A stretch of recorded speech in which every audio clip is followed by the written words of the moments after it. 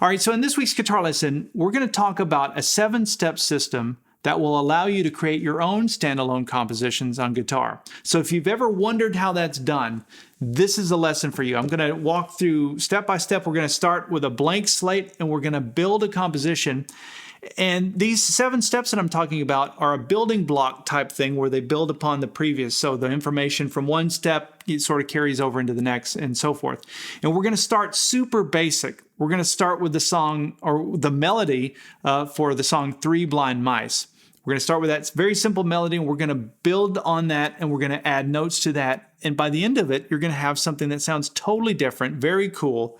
And you can take the principles in this and apply them to improvising lead as well. So this isn't just limited to song composition. You can use these same principles when you're playing chord changes and just a lot of value in this. We're going to talk about which notes to land on, timing, how to work out timing or how to think about timing. Lots of stuff in this.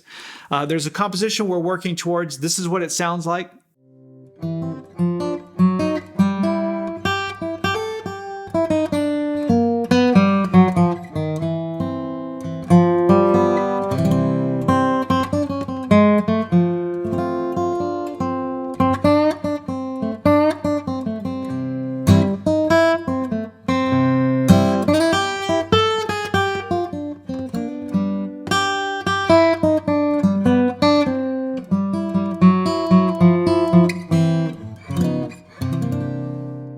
So did you hear 3 blind mice in that?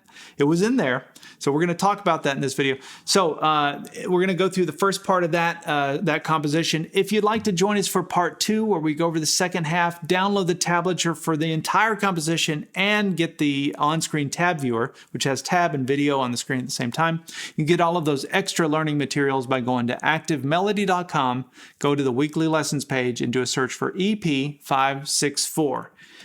Okay, so when it comes to writing a song, step 1 is you have to have some kind of a chord progression, something to work with.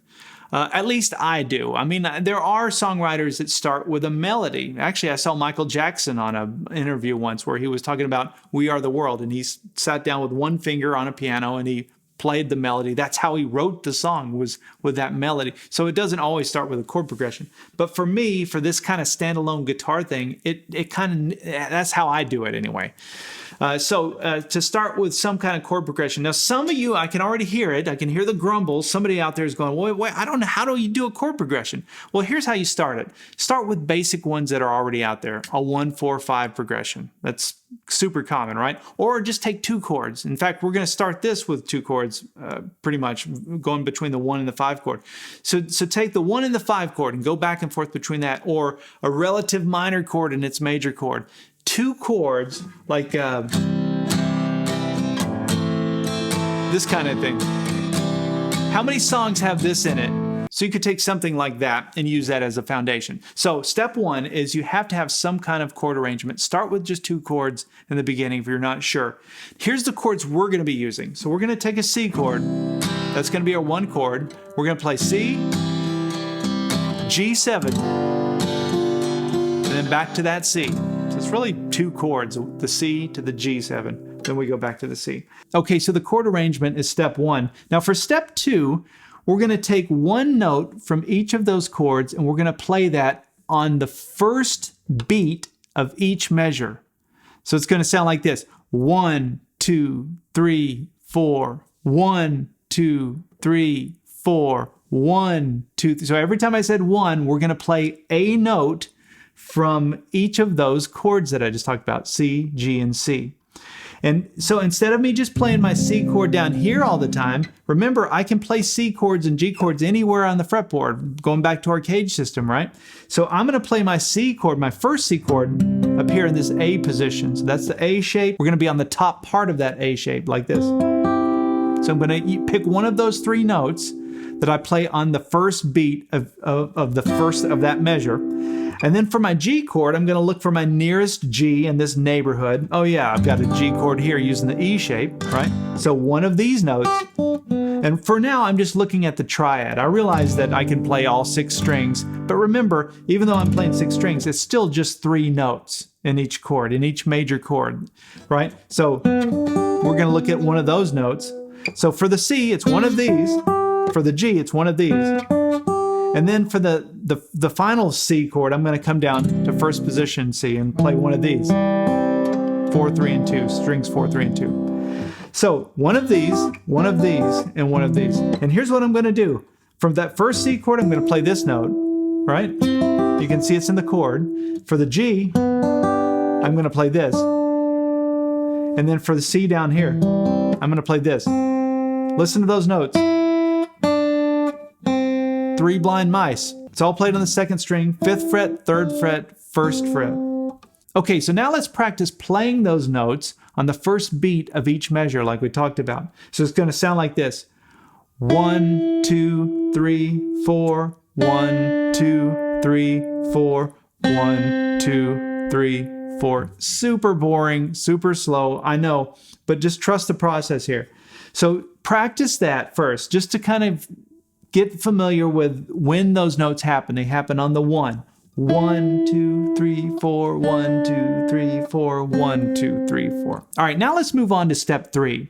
So we're going to take those notes that we just played, that were played on the first beat of each measure, and we're going to play some additional notes along with them.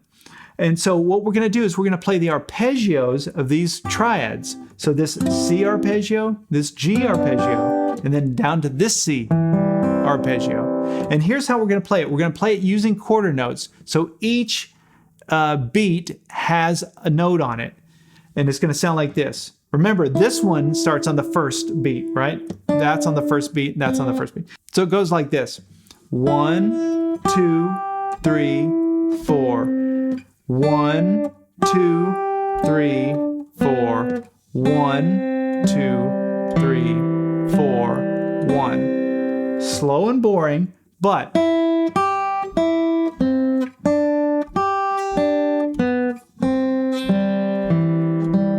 we took our C, our G, and our C chord, and instead of just strumming the chords, we're starting to make music. And even without going any further than that, I can already sort of tell what the chords are without there being a rhythm underneath it, because I'm spelling out those chords by playing those arpeggios. So that's step 3. Now step 4, we're going to play those same notes, but we're going to change the timing a little bit to make it sound a little more interesting, a little less like robotic. So we're going to play it like this.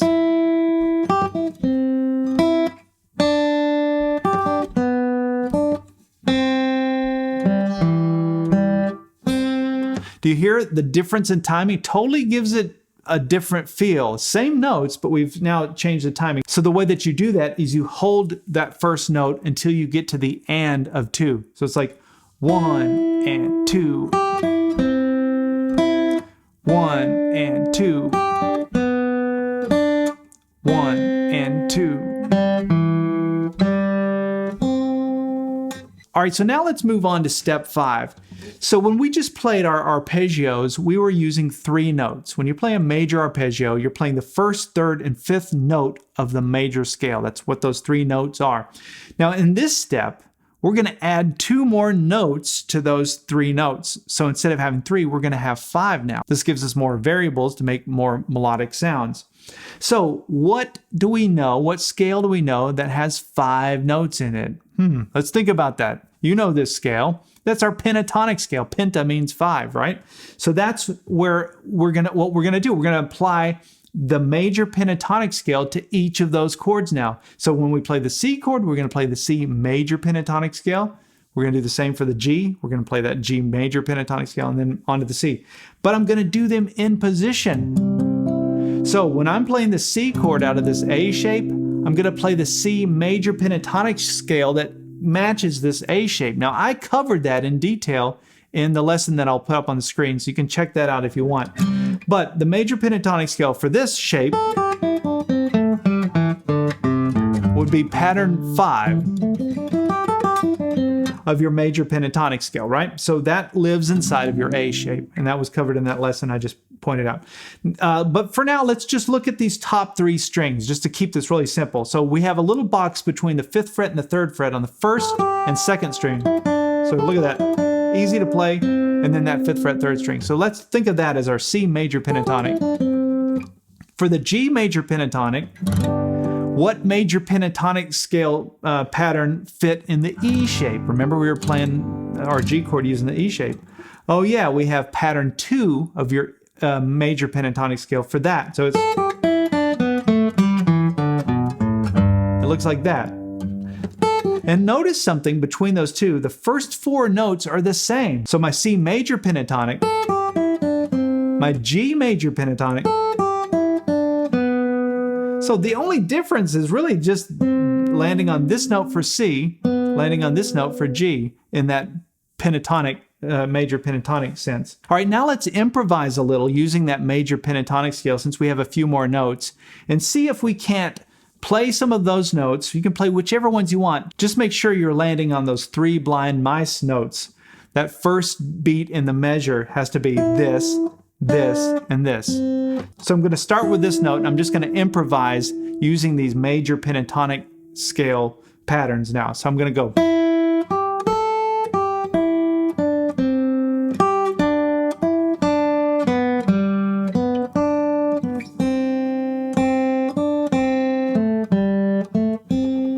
Look at that. Let me just try that again.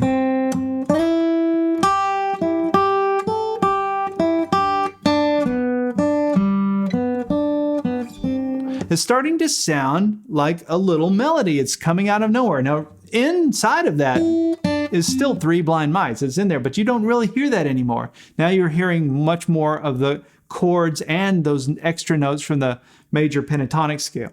All right, so now we're on to step 6. And we're going to add another note, another layer to this thing. We're going to add the flat 7 to any of these chords.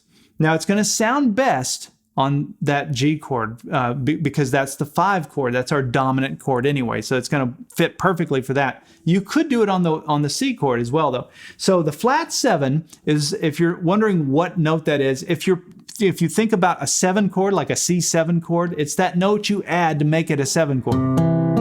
So like here's your C chord. If I put my pinky down here, that's my flat 7. Or if I'm playing it up here, here's my C chord using the A shape. There's my C7. So that's my flat 7, right? Same for the G chord. Using the E shape, I can take my pinky off, put it down on the 6th fret 2nd string. There's my flat 7 for the G chord. It's down here as well.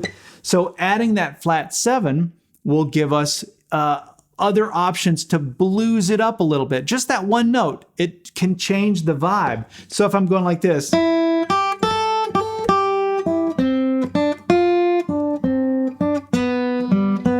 hear that? The flat 7, it just creates that tension. It spells out to your ear that dominant 7 sound.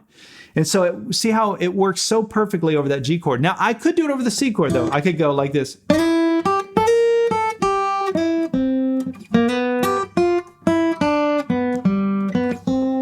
So that works too, but to me that's a little harsh for the sound I was going for anyway. But it's an option. So it just depends on what kind of song I'm wanting to create. If I want to make every chord dominant 7, I can do that. All right, so now let's add the final layer, which is like the icing on the cake, this layer 7, which is chromatic notes. And this is where it gets really, really interesting. So chromatic notes really means any note. Your chromatic scale, for example, in E looks like this. Every single note is in that scale, right? And so when you're playing chromatically, I can play any note that I want as long as I land on 3 blind mice, as long as I land on those. Let me demonstrate. I could go like this.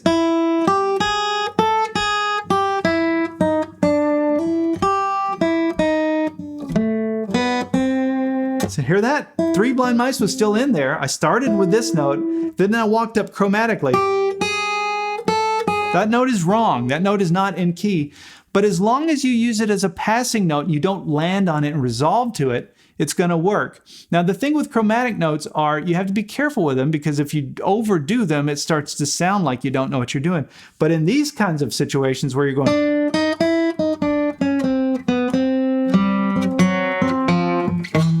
you can work in all kinds of cool stuff by using those chromatic notes. And where they really shine and are kind of easy to do is if you go one step down to the note that you're trying to resolve to. So if this is my first note, I'll start one step down.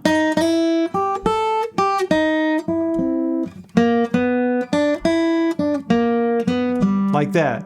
You can hear that, right?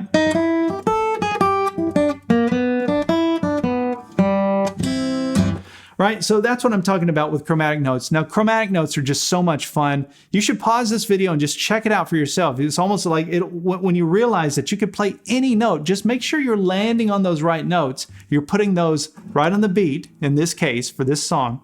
You'll see that you can get away with a lot. All right, so now let's take all of this information and pull it together into a composition so that you can really start to hear it and understand what I'm talking about. So let me play the first part of the composition I played at the beginning of this, and then we'll talk about what's going on.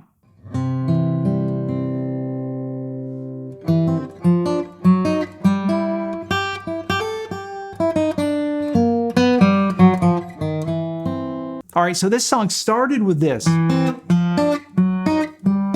Now that's the one. So it's like this: 1 and 2 and 3 and 4 and 1. So all of that was just a little intro. And that's the other point that I didn't really make it in one of the steps, but your songs need to have some kind of an intro. And a classic way to start a song is with either whatever the 5 chord is, because it's a tension chord and it can resolve to the 1, or with like a classic turnaround. This is just a blues turnaround. It's this.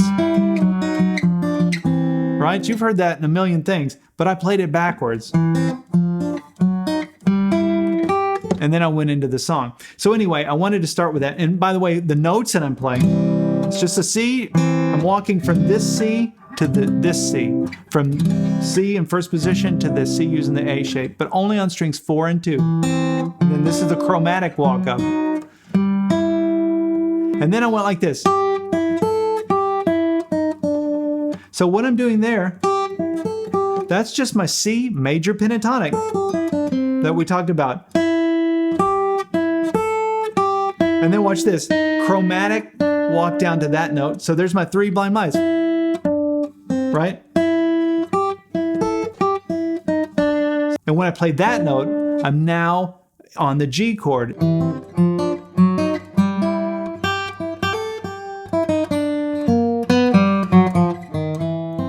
And then after that I went.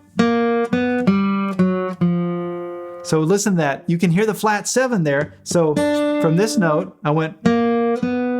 So there's the flat 3rd up to the major 3rd of the chord. And then a little chromatic walk down. And then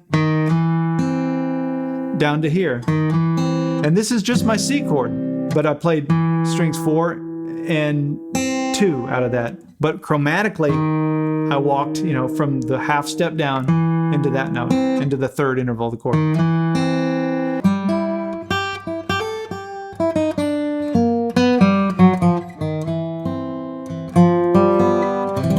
And then the little tag on that, I go like this.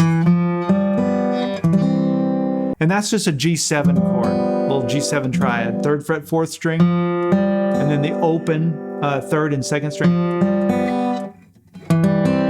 Back to my C chord. So chord-wise, if I was strumming that, I'd go C, G7, C, G7, C, right? A standard kind of blues thing. There's nothing clever with that. You've heard that type of progression in a million things. But then what I'm making out of it, this little melody that I'm starting to weave through it, it sounds totally different. And there's a million ways I could do that. And keep this in mind too. I'm playing all this down here in this position, but I could come up here and use the C chord using the E shape. Watch this.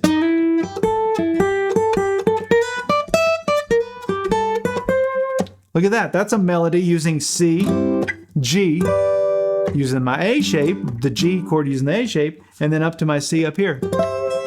So I hope that you're starting to realize, oh my gosh, you can play like whatever you want. Even something simple like that, a simple chord progression. You don't have to be a great composer to take a C chord and a G chord and play them together. But it's like weaving these little melodies, into those chord shapes is what will give you those great compositions. And these 7 principles, if you can look at those, Start with a real simple thing where you take one note and you play it on the beat. It doesn't always have to be Three Blind Mice. Obviously, it could be whatever you want it to be.